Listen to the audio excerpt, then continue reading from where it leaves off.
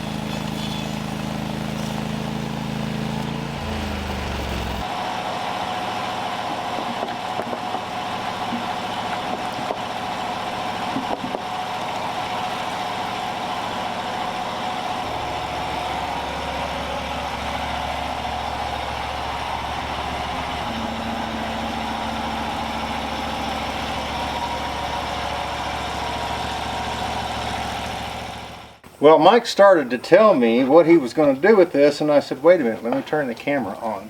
So, what did you actually have planned for this thing? A couple of them I'm going to make benches out of. Okay. You know, like outdoor benches sit on the porch or whatever, and maybe a table or two. But other than that, you know, knife handles, Gotcha. and stuff like that. Yeah. I think it's going to make some pretty wood. He also left a 3-inch slab over here where we're going to try to make a mantle. Since I took the wood burner out and I've got the gas stove in there, we're going to try to make a mantle to go across the fireplace in there in the cabin. So I appreciate you doing that. Ain't no problem. So we got 1, 2, actually 3-inch-and-a-half pieces and 1 1-inch piece, right? Yeah. Yeah. All right, friends, we're going to get this loaded up in his truck so that he can get back to the house and I guess start working on his project. I don't know, but it certainly is going to turn out really nice because that sawed up into some nice wood, didn't it? It did. It really looks good. I think it'll be real pretty once it's plain. Well, friends, it's time to say goodbye to a faithful and trusted friend right here.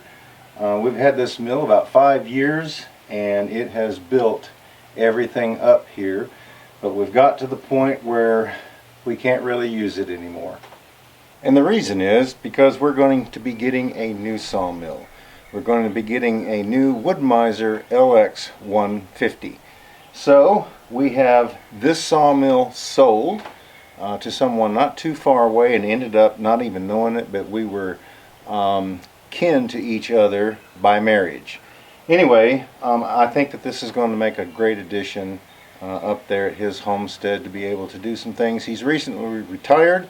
I don't mention any names because I don't have permission. They are interested in this. Like I said, we did sell it to them. And the thing that I've got to do though is I've got to cut up a couple of sleepers for the new sawmill before this one leaves. So I called and told them that next week would be the best time to come and pick it up. When we get our new one, we're going to have to, of course, pour the foundation down there and get it ready to go, because we're going to be out of commission as far as building goes until we can get the new one set up to where it can mill some lumber. But what it does have, it's got a much larger throat area right here. I think there's 11 inches of clearance right here, where this one only has 6.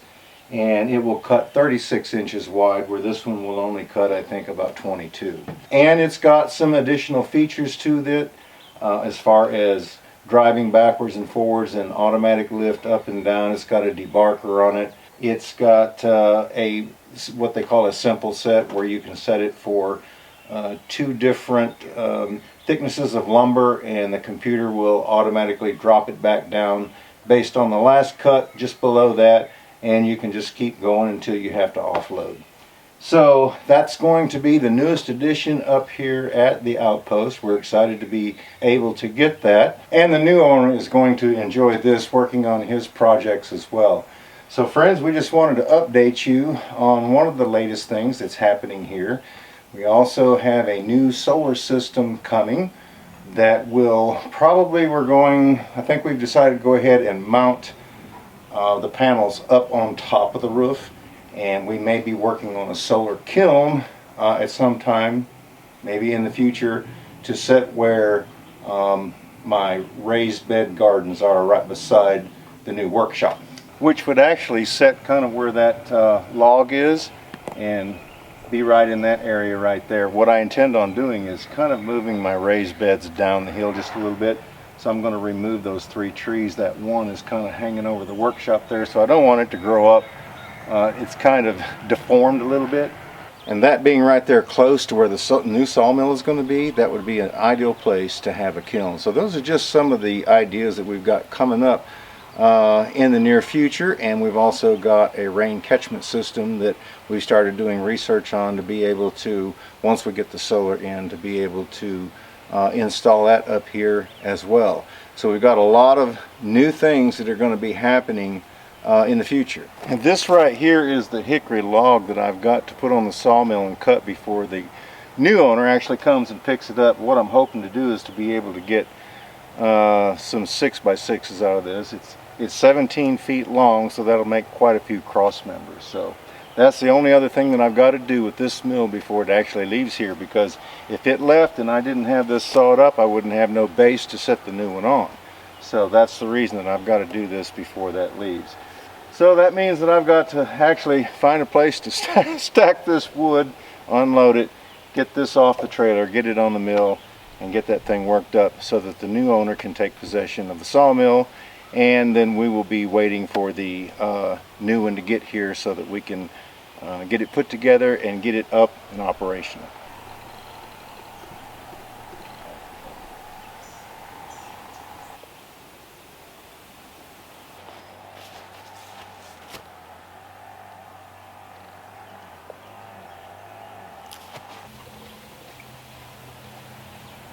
Now we'll give this thing a taste here.